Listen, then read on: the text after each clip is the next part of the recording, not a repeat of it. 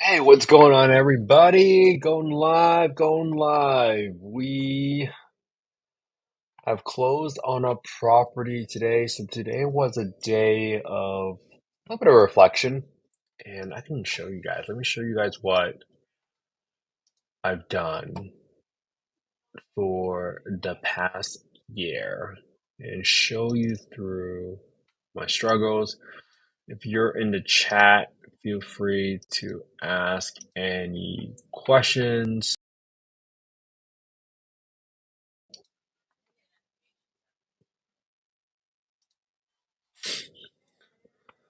Let's see. So this is going to be good.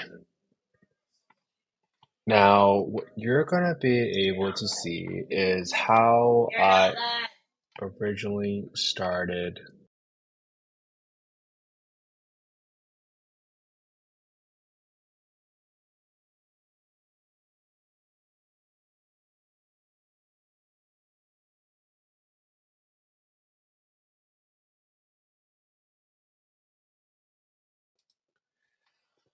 And what I want to share with you guys today was how I went through the podcast planning. And I still remember one of my first guests was Dylan. This is October, end of September 2022. We had Tech, we had Andrea. I just want to take some time to thank everybody that came onto my podcast. We had Matt Parker, Jimmy Al, Andre, McLean, Brandon, Jeremy Garrido, Jared and Dane Collin. Jared and Dane are amazing, amazing guys. They did a couple of podcasts with me. I had Bobby D right here, Robert Delina. Stuart Hakes was amazing. He is in Detroit. He runs a uh, tenant placement business for affordable housing, but he really knows how everything works between all the different housing agencies and everything. So let's see. This is November. Yeah, here we go. Yeah, there we go. There we go. Bobby, and then we had Alvin Hope Johnson, who's one of my mentors right now. Had a deep dive there. Mike Caggiano, he's doing really well. Dylan, amazing guy. Came on and dropped some gems here. And then Andrea did a ton of different podcasts with me. Ashley Hamilton, one of the most watched podcast episodes or interviews on the Bigger Pockets podcast. Ashley was amazing. She came on, dropped tons of gems. Nate Fisher, amazing gentleman. LT came on and shared a amazing story of her time and what affordable housing meant for her. And that was really a great reminder about why I'm doing this affordable housing podcast. One, it's not just to talk about the real estate investors and how to make money and how to be profitable, how to avoid the mistakes, but always trying to focus on the people that truly benefit from affordable housing, the people that were just workers, the people that are amazing human beings today. So love LT. She is great. She has helped so many people in the substitute community. Ashley Hamilton's right here. Emeka, the Dispo legend right there, man. And Stephen Yin, really, really, really great guy from one of our old podcasts. Uh, we had LT, Steven, Mike Caggiano. I just want you guys to see like what it takes to plan out all of these. Jennifer Sharma, that was great. That's where I learned a lot about permanent supportive housing. Fuzzy was amazing. He's doing affordable housing in Hawaii on the Big Island, building entry level homes for folks. And now they're doing some amazing, amazing things there too. Like George, this one. Oh, Shay, yeah, Shay was awesome. She really was an advocate in the Columbus market, even though she got promoted out of that job and she's doing something different. Jessie, the Burr Queen, she came on and dropped a tons of gems. Richard there, he taught me a lot about affordable housing. He is very creative when it comes to financing, multiple different ways when it comes to affordable housing. Beth Silverman, super super great realtor in Tampa. She came on with Quentin, and they dropped a ton of gems about pad split, how to be successful with the co-living model. So this is pretty cool. And I had Matt Summeron. He came on and he was a big time operations property manager. Sub two Drew is a great closer. You definitely want to meet him if you ever have a chance. He's turning some of his properties into pad splits as well. Ray Nunez, OG pad split account executive. He's going to be great if you ever have any questions about pad split. Ram and Jamie, they're property managers out in the Columbus area. One of my best friends, Dr. J, he grew up in the same affordable housing building as I did, and now he has his own physical therapy clinic, really helping people change lives. And I brought him on because he's one of my best friends, and I love what he's doing. And again, I just want to tell the stories of people that grew up in the same building and now is out there helping so many people. Patrick Legginsoff, if you ever have any questions about sober living, you definitely need to check out the interview I had with Patrick because I asked some great questions. We got some great feedback, and a lot of people thought it was really helpful. Then I had Blake Lewis, OG Pad Split account executive. She has helped me a ton in terms of getting occupancy, getting average nightly rent, weekly rents for our pad split properties so we can underwrite correctly. Tyler is our realtor, and he is also our GC in Atlanta. Great guy. Absolutely love working with him. We just closed our first pad split in Atlanta with Tyler as our representing agent. So make sure you check out Tyler. Man, this is cool. I have made so many friends on his podcast. Make sure you check out Marcel and Trevor. They have an amazing community on the multifamily space. And then now I'm starting to put in Willem Cooper. He's doing some amazing things in affordable housing up in Solano County. So great guy to learn from and understand all the intricacies. Mel and his wife, Matea, they own PMI Atlanta West. Great people, great team. They are really scaling their property management business. So I'm using them for our property manager when we set up our pad split in Atlanta. Oh yeah, Andy was great. Then we had Ryan McCarthy from Houston. We have Blake. Wow, look at all this stuff. We're just like putting through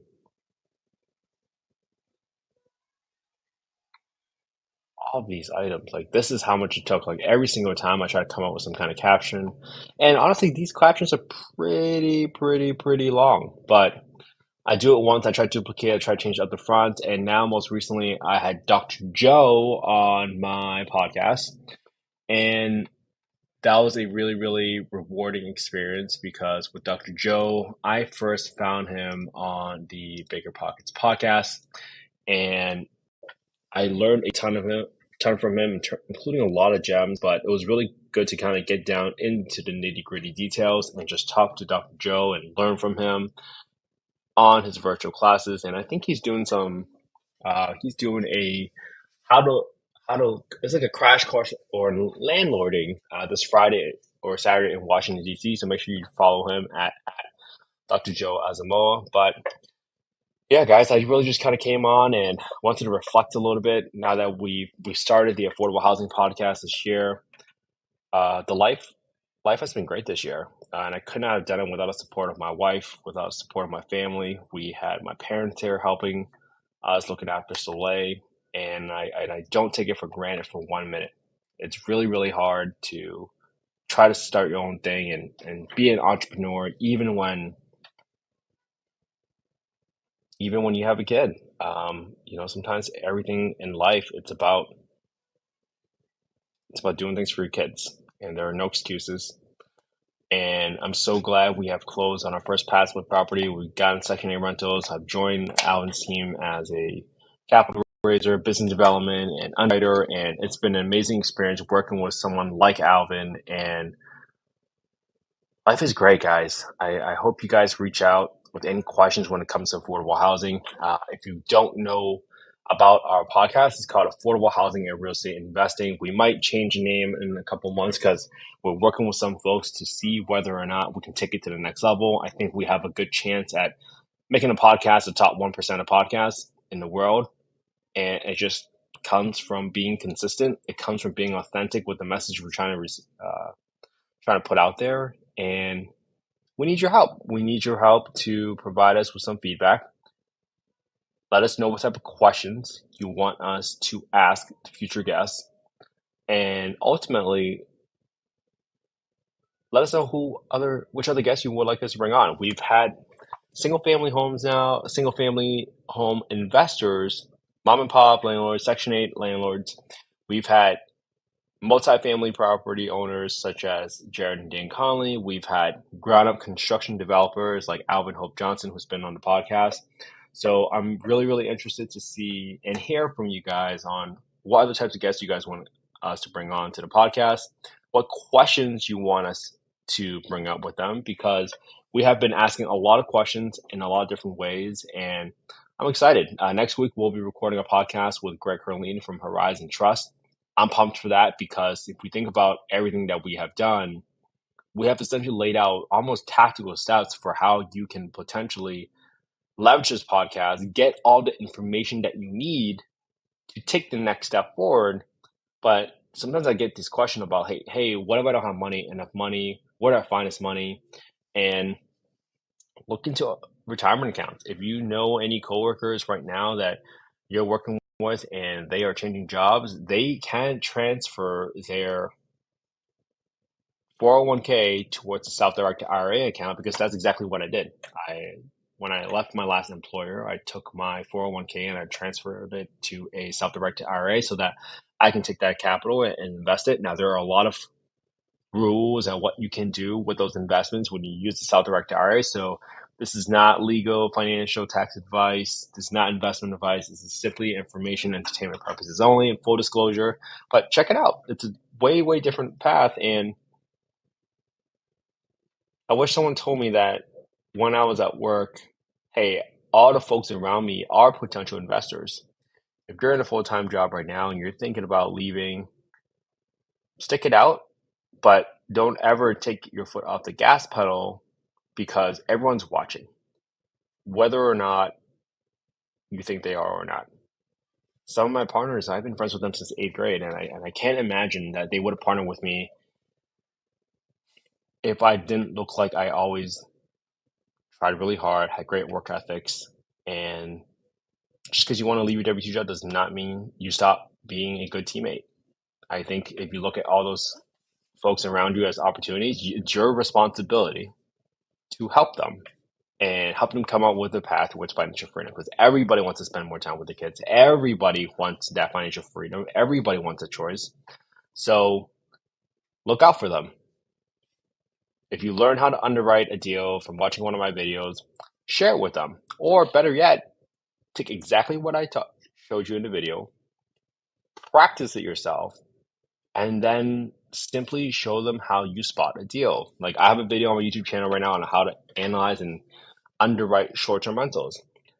I guarantee if you watch that video, you will underwrite a short-term rental probably better than 80, if not 90% of other real estate investors out there. So watch that video because it got featured on Business Insider. And then what you can do is follow that process, practice it, show your other friends or family about how you learn how to spot a deal, and you can potentially raise some capital for your future deals without ever mentioning my name. You don't need to mention my name. You don't need to say you learned it from me.